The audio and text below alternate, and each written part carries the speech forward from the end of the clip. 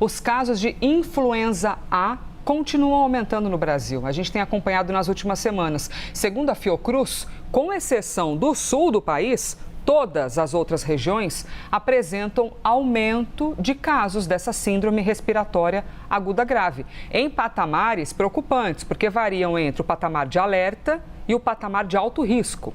A maioria dessas ocorrências tem sido, de fato, motivada pelo vírus da influenza A, que em casos mais graves pode levar à morte.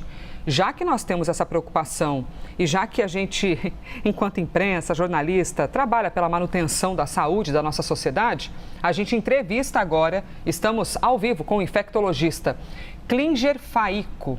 Doutor, obrigada pela gentileza de vir aqui conversar com a gente, até porque os números estão preocupantes, hein? Bem-vindo, bom dia.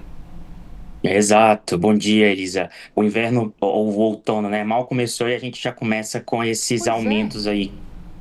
E até tem havido esse olhar de quase como se a gente tivesse começado semanas antes, né, a já ter o registro dessa doença. Então, eu quero compreender com o senhor, por favor, que a influenza A foi responsável por quase 37% de todas as mortes recentes, segundo a Fiocruz, para essas síndromes respiratórias. O que a influenza A tem de diferente de outras influenzas? Assim, por que exatamente ela está causando essa preocupação? Na verdade, é o perfil de circulação do vírus, né? Então, a gente tem vários vírus respiratórios que vão causar essas doenças que a gente considera, né? Que vão cursar com a síndrome respiratória aguda grave. E nesses casos, esses vírus eles vão ter uma circulação aí ao longo do ano, né?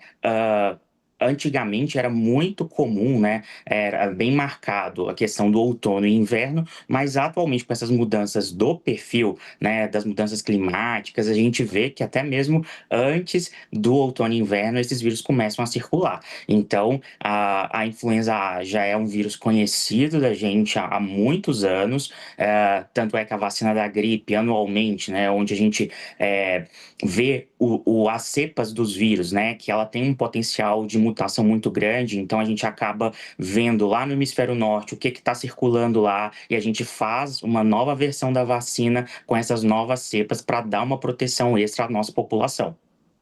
A gente fala sobre a influenza A e em tela já aparecendo que mais de 27% dos casos de gripe são influenza A. No sintoma, doutor, tem alguma diferença? Porque a gente fica muito confuso. Ah, porque o nariz está entupido, será que é alergia? Ah, porque é dor de garganta, será que pode ser outra coisa? Ah, não, mas se tem um pouco de febre, como exatamente? Tem alguma característica específica para designar influenza A?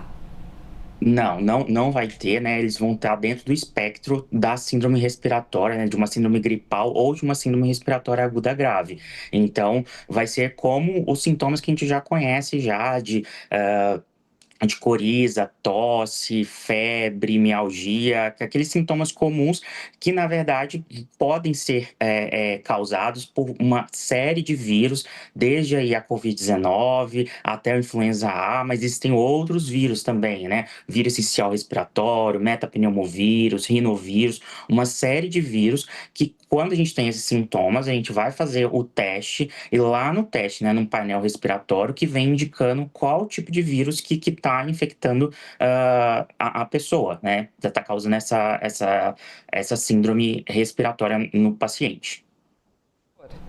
Dica prática, o que o senhor tem a dizer para quem espirra na mão e depois vai lá cumprimentar o outro? Olá, bom dia. Nossa, a Por gente quase favor, infarta, né? diga pra gente o básico, doutor, mas que a gente vê ainda as pessoas cometendo esses erros. Exato, a gente precisa ter a etiqueta da tosse, né? A gente não pode tossir, sair tossindo, e a higiene das mãos, a tosse, né? A gente sempre fazer de uma forma, né? Para diminuir o máximo possível a exposição, né, a aerosolização desses componentes pelo ar. Então, e o principal, eles aqui eu vejo muito, pessoal, se tá doente, gente, tem que ficar em casa, tem que ir no posto de saúde, não pode ficar circulando estando doente nas demais pessoas, né, porque isso só aumenta a circulação desses vírus e muitas das pessoas não têm tanto essa consciência, né, em relação a a transmissibilidade que pode acontecer aí nesses períodos. Então, a gente indica sempre procurar o serviço médico para poder verificar se realmente, né, se lá na história realmente tem indícios de que seja uma infecção uma infecção viral e fazer o isolamento desses pacientes para a gente não ficar aí disseminando a doença para todo mundo. E a máscara? Porque às vezes a gente tem de trabalhar ou a gente está na dúvida, o que será que eu tenho? Acordei esquisito, acordei estranho, mas não sei. A máscara ajuda a gente a não adoecer os nossos amigos em volta? A máscara ajuda, minimiza um pouco esse ponto, sim, né? A gente não recomenda como uma medida global. A gente individualiza muito, né? Às vezes a gente tem uma preocupação, principalmente, né, quando fala dessa temporada, com os grupos prioritários, né? Que seriam principalmente todo mundo que acaba evoluindo. Para óbito, por exemplo, com uma influenza? Não. O maior grupo de risco seria principalmente os idosos e as pessoas com comorbidades.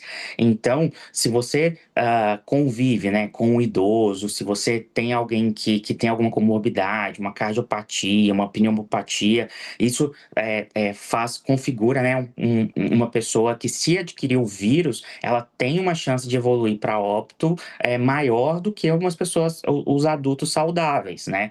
Então, dentro desse ponto, a gente precisa mesmo de ter essa vigilância, principalmente para evitar que esse grupo não adoeça. Então, caso você tenha um familiar, uma pessoa que você convive diariamente, que seja desse grupo prioritário, desse grupo de risco, aí sim a gente recomenda todas as medidas, e inclusive a máscara pode ser uma alternativa nesse contexto. Tem muita gente que vai no domingo de Páscoa encontrar os avós, né? Então, se estiver Exato. doente, em nome do amor que a gente sente, não vá visitar. Ou se vá, tente usar os protocolos indicados aqui pelo doutor infectologista Klinger Faico. Doutor, muito obrigada. Recado bem importante para quem estava planejando ir doente visitar um idoso. E Elisa, a vacinação está aberta para a influenza. A gente tem que incentivar todo mundo a procurar a unidade de saúde o mais rapidamente possível para atualizar o cartão vacinal, tomar a dose desse ano. Perfeito. Eu já estava esquecendo disso, ainda bem que o senhor lembrou também de dar esse recado. Muito obrigada. Não poderia. Tchauzinho, ainda obrigado. mais o senhor, né? Muito obrigada. Obrigada.